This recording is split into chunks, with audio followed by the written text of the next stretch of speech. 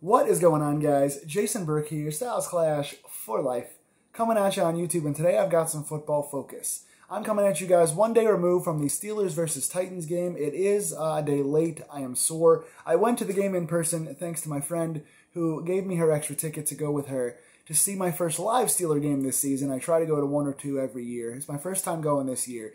One of the last Heinz Field games of the season, potentially. And the Steelers played the Tennessee Titans, who came in at 9-4. Now, there is a logjam in the AFC of, like, solid but not great teams. There are no elite teams this year in the AFC. We've seen the Patriots, I think, have 4 or 5 losses. The Chiefs are the top seed right now with 4 losses. The Ravens now have 6 losses after yesterday. The Colts have 4 or 5 losses. The Titans had 4 yesterday, now 5. There are no elite teams in the AFC, but what it does, so it kind of bunches everyone together.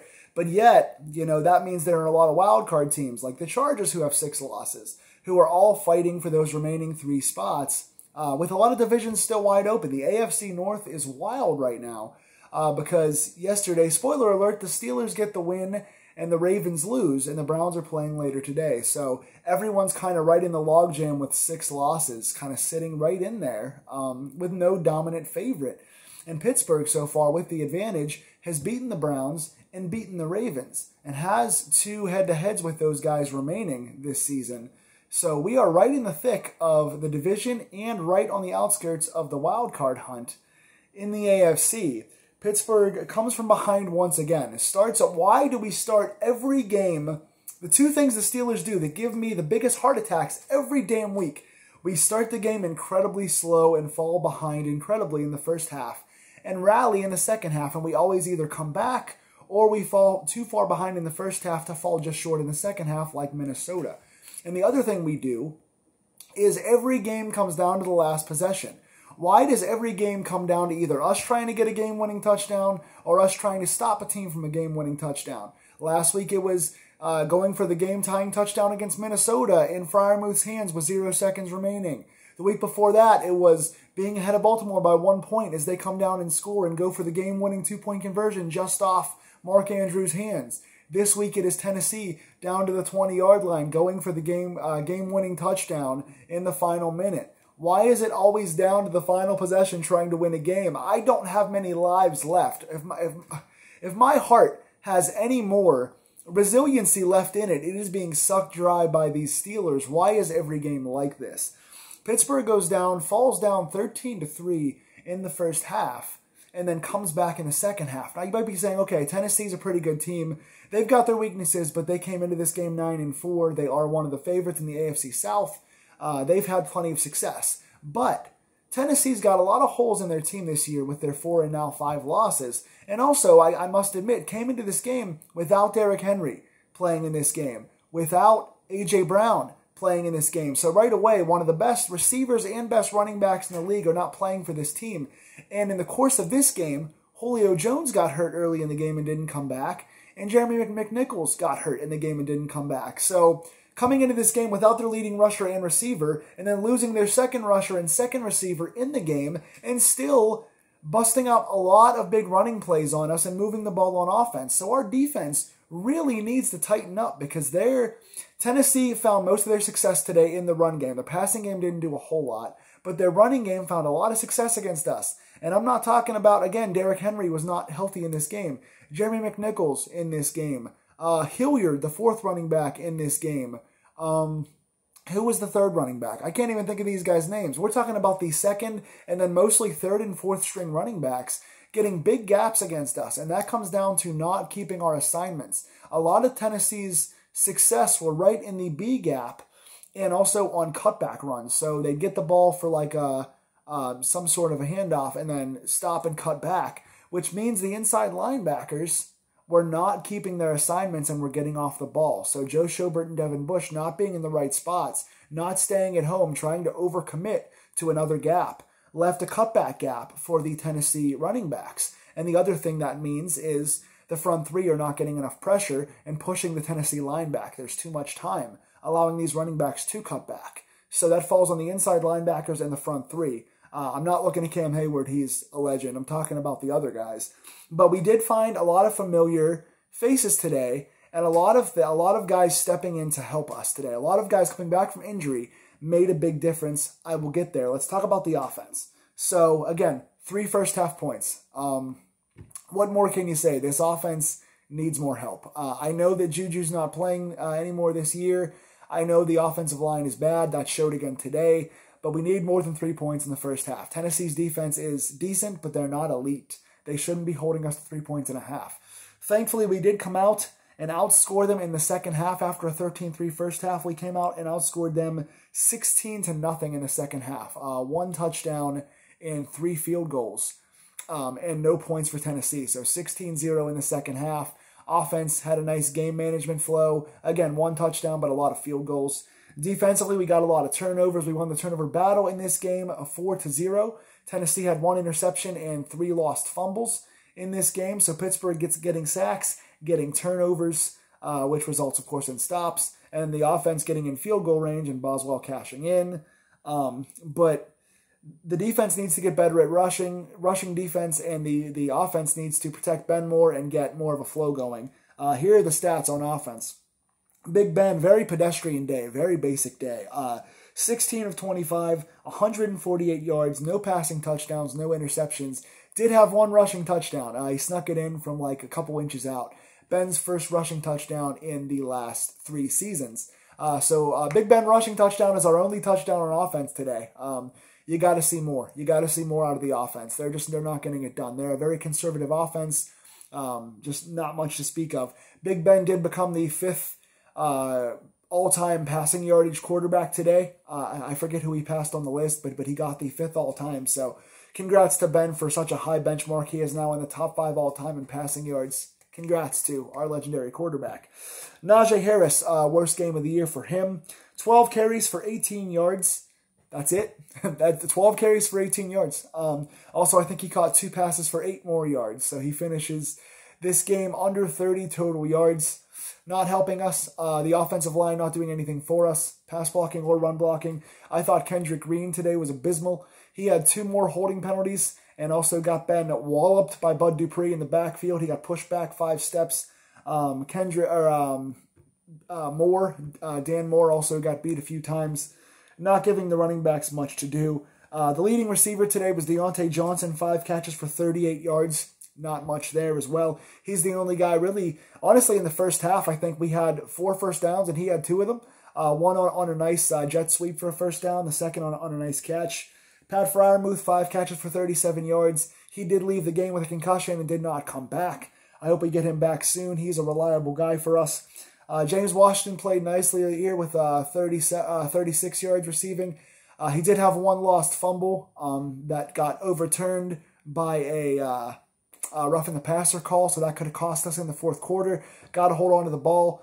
He was targeted in the end zone, but it was over his head. He did make a couple nice catches, 1 at the end of the first half for a Boswell missed field goal, and 1 or 2 in the second half. So good to see him out there a little more. But yeah, 38, 37, and 36 are our 3 leading receivers. Not getting a whole lot done. Defensively, like I said, 13 points in the first half is not great, but not terrible. Only 1 touchdown and 2 field goals. Second half, no points allowed, so you got to feel good about that. We got, 2 or 3, I'm seeing 3.5 sacks here today. Also, 3 forced fumbles and an interception, so lots of guys to shout out. Minkah Fitzpatrick, 12 tackles. He shouldn't be getting 12 tackles. It's good to see that he's a short tackler, and he was there on the back end for us a lot today, but you shouldn't be getting 12 tackles in the safety position. That is really, really not what you want to see. You don't want to see your back end last line of defense getting 12 tackles. He had a nice fumble recovery today.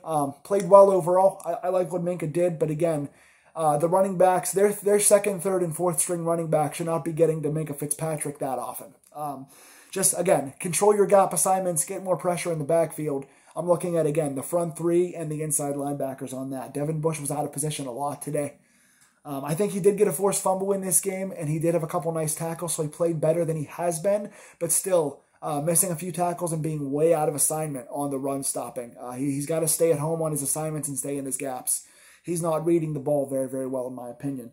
Minkah Fitzpatrick, 12 tackles and a fumble recovery. Joe Schobert got a nice interception. He had one of his better games of the season today.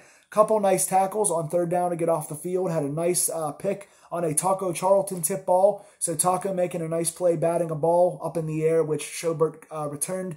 This was in the fourth quarter, so it was a big one. Shout out to Schobert today. Arthur Mullett was back today in the slot. Good to see him back there. I know a lot of guys have been fighting for slot corner time. Arthur Mullett is our best option there. He's physical. He's a good tackler. He was around the ball a lot today. He had 5 tackles and a forced fumble as well on a guy in the slot. So I like what he's doing. He's around the ball a lot. He's physical. He's tackling. He seems like he knows what he's doing. Between him and Norwood, I think we have 2 guys who can make plays. Norwood made a couple tackles on third down as well. I like what he's doing, but I think Mullett being the starter for us, being a little more physical and being a little better in coverage, I think is the guy we want to have out there. Good to see Mullett back. Joe Hayden being back today was big for us as well. He got a fumble recovery, or I'm sorry, a forced fumble in this game. Big forced fumble for him. Also a big tackle on 4th down, which sealed the game. Tennessee was on a 4th and 5, trying to convert to get the ball inside the 20 to go for the game-winning touchdown with Pittsburgh up 6 in the fourth quarter. Joe Hayden with a nice stand-up tackle, form tackle, holding the ball, pushing the guy back. Beautiful. Hayden made several nice plays today. He did get beat on a deep ball, which should have been actually a touchdown. It was caught and then I think dropped by the guy. I forget who the receiver was. I think it was Westbrook Akina. But Hayden did get beat on that one. But overall, I thought he played good today. A couple nice tackles. Was around the ball. So having Mullett and Hayden back made the passing defense way better today. Cam Sutton also forced a fumble in this game. I don't think he played his best game, but he was markedly better than he was against the Vikings where he got torched. So he wasn't great, but he wasn't bad. Did get a forced fumble in this. TJ Watt was usual TJ Watt. 1.5 sacks in this game. Got to the quarterback on like 4 different pressures. He was in the backfield a lot today. He was getting held too, but 4 different pressures. A sack and a half, and a big fumble recovery. I think that was also in the fourth quarter. TJ Watt's all over the place. He now set the Steelers record with 17 sacks on the season. I think he leads the league. If not number 1, he's one of the top 3. Yeah, so Steelers league leader, all-time leader in sacks for a season with 17 this year. That includes missing 2 full games and being out of 2 other games. He also left this game with an injury, but came back in the fourth quarter. So he's been hurt a lot and still got 17 sacks this year. He is now 3 of the top 5 single-season sack leaders for Steelers in history. Pay this man as much as he wants for the rest of his career. He's a beast. Chris Wormley, I like what he did today. He had 4 tackles in this game and a sack. Chris Wormley has been a nice fill-in this season for Alualu and for Tuitt.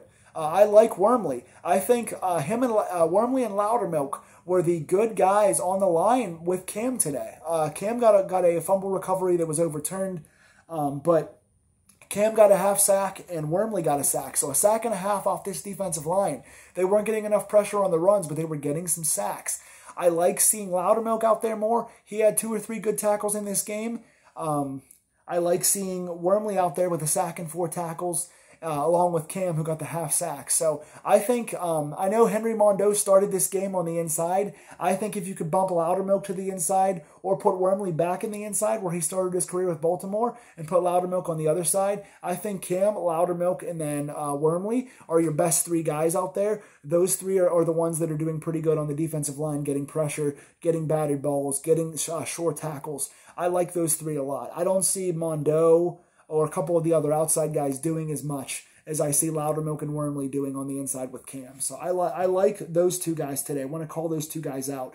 Like I said, the secondary played much better in pass coverage today, even though they had to make a lot of tackles on the running backs. I like what Joe Hayden did with the forced fumble and the big tackle. I like what Mullett did, like I said. And Witherspoon, Akilo Witherspoon, I like him. I think if we have Hayden on the outside, Witherspoon on the outside, and then Sutton playing the slot like he was last year at his most effective, and then you have Mullett at the other slot, you've got 4 physical guys who are in their right spots. I like that a lot. I'm not seeing a lot so far this year out of Sutton on the outside, and I'm not seeing a lot of improvement this season from Pierre or Lane. So I think if you go Witherspoon and Hayden healthy on the outsides, and Sutton and Mullett in their natural spots on the insides, you've got a pretty good corner situation for pass coverage. I like that a lot, and you're putting your best tacklers on the inside. I like that. I think they got to do that more often. Sutton's not the best on the outside, but Witherspoon is covering well. He was around the ball in coverage a couple times on deep shots that he didn't allow the completion. So I like 2 good games in a row for Witherspoon. He's not going to show up on the stat sheet that much, but he's good. 4 big field goals out of Boswell today, including 1 from 48 and 1 from, I think, 50. He did miss a 54-yarder at the end of the half. That was just short. It was right down the middle, but just short. So he missed 1, but he did get 4 nice field goals today. He's one of our leaders. Ray McLeod played pretty good in returns today. I think he had 2 or 3 nice returns today, so good for him. This is what he should be. He shouldn't be out on the field as receiver as much. Let Washington do the receiving and McLeod do the returning. Man, Presley Harvin, bad game. Probably worst game of the season. He shanked 2 punts today. One, I think, was 25 yards. One was a little over 30. He did have 1 nice boomer for 50-something, but he's been so inconsistent this season. He's had moments of brilliance and then moments of being terrible. So Pittsburgh goes to 7-6-1 and is right in the thick of things. Baltimore loses today. Cleveland plays tonight. So Pittsburgh is like a half game back in the win column because of the 1 tie we have. So just imagine if we had not blown 29 points to Minnesota and had not tied Detroit. All of a sudden, we'd be the division leaders, honestly. So we're only a game or a half game back from most teams in the AFC, both in the wild card and the division. We're right in the thick of things here at 7-6-1. But we're going to have to win out. I think we have to win these last 3 games, which includes Baltimore and next week at Kansas City, which is going to be our toughest game of the season with what those guys have. So us trying to tackle Tyreek Hill and cover Travis Kelce across the middle, I don't have a lot of faith in that, but I'm proud of the Steelers getting a tough win against a good Tennessee team here. I like the second half comeback. I like the defensive effort, and I like coming back to score points in the second half. So Pittsburgh gets a nice statement win. We have to put 2 or 3 more together to get ourselves any chance at all at the playoffs. But tell me in the comments below who you thought shined to you. Please like, share, and subscribe if you like these deep dive reviews where I talk about the entire team. And what do you guys see happening for the postseason? Does Pittsburgh make it? Do they somehow win the division if they win these couple games in the division coming up? Do they find a way to get in the 7th spot in the wild card? What do you guys think? Tell me in the comments below. Like, share, and subscribe, and I will see you guys next week. Go Steelers.